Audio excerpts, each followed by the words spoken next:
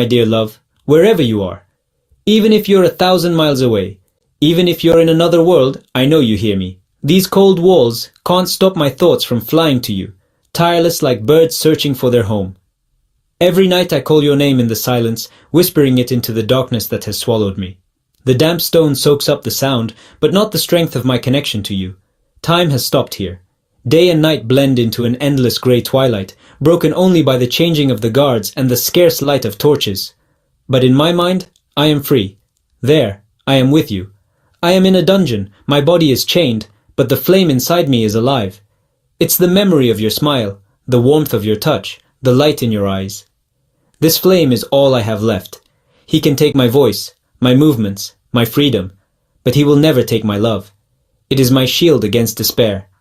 It is the armor that protects my heart from the ice of this cell.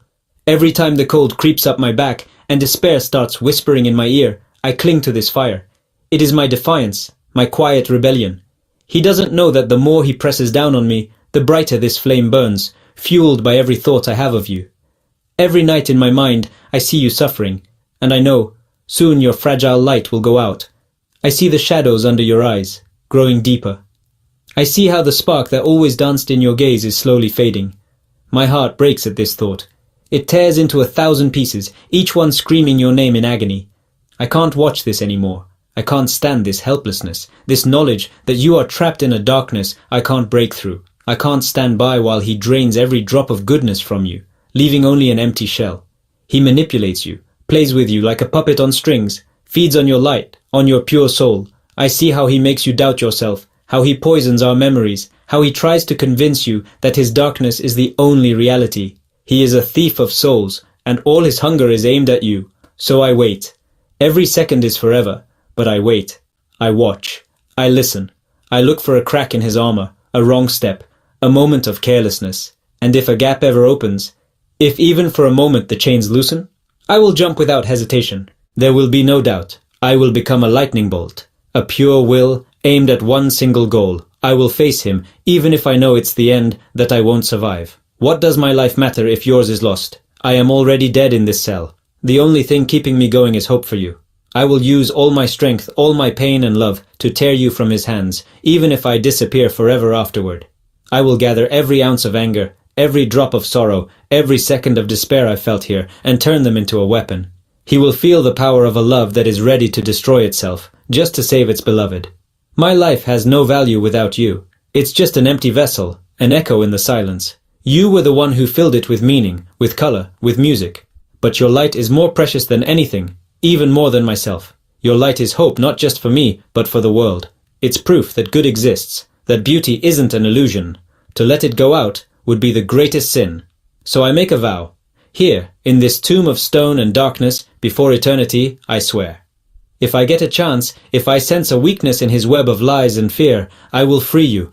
I will cut the threads that hold you, with my bare hands if I have to. I will break the capsule of despair he has trapped you in. I will shatter it into 1,000 pieces. You will breathe. You will open your eyes and see the sun again. You will live. You will be free as you were born to be. And I will remain in the darkness if I must. My role will be over. I will take your place in the abyss. I will become the barrier between you and him. I will burn like a torch if it gives you freedom. I will turn to ashes, but the light from my fire will illuminate your path to salvation.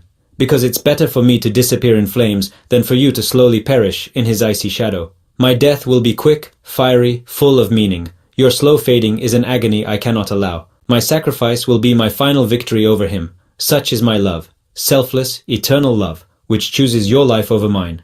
A love that asks for nothing in return except to know that you breathe, that you are free, that your light continues to shine somewhere out there, far from this darkness. This is my vow. This is my destiny, and I accept it. Deep in the shadows, at the heart of his ancient fortress, where light only dares to enter as a tired whisper, the dark mage sits. He isn't just someone who lives in this darkness. He designed it. He controls it. His throne, carved from obsidian and nightmares, is the center of an invisible empire, built on the pain of others. He's surrounded by swirling tendrils of pure power, signs of his will that reach far beyond the walls of this hall. They are both his shield and his weapon, a living web of magic that breathes with his dark heart. His fingers twitch, almost unnoticeably. Every move is planned, every flicker is a command. He pulls invisible puppet strings, ethereal threads of energy that stretch across distances and realities to bind the soul of his captive. This soul, once free and bright, is now his most prized toy, a source of unmatched power. For so long, fear has fed him. It has been his food, his wine. Every wave of terror from the captured soul was a feast that strengthened his magic. Anger has been his loyal servant, an obedient beast he unleashed at will to tear apart his victim's spirit. These emotions were the bricks with which he built his prison. But tonight, in the tomb-like silence of his sanctuary, something changes. Something unknown and strange breaks the age-old order. A ripple passes through his web. It's different from anything he's felt before. This isn't the sharp, familiar taste of horror, nor is it the stormy, predictable rage. This is something purer, deeper, a quiet but unwavering emanation, something he can't name. In his vast vocabulary of pain and suffering, there is no word for this. The mage's eyes light up, two embers in the darkness, searching for the source in the gloom of his own creation. Where does this strange thing come from? This infection? He feels it. A current of love, sent like a prayer, like a promise. It is strong and steady, without the despair he knows so well.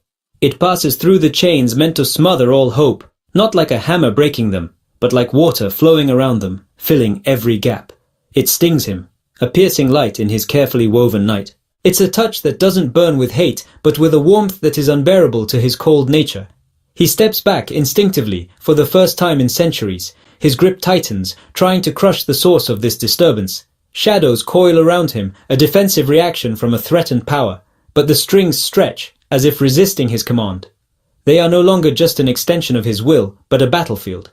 In his mind, he sees not a helpless captive, crushed under the weight of despair, but a soul burning with holy resolve, a soul that has found an anchor beyond his reach. The mage's confidence, hard as a diamond, wavers. A crack appears. He feels, with the first true tremor of fear in 1,000 years, that love is a force that cannot be drained. It's not a resource that can be used up. It's a spring that feeds itself, a force that cannot be broken. It has no shape to be shattered, no structure to be destroyed.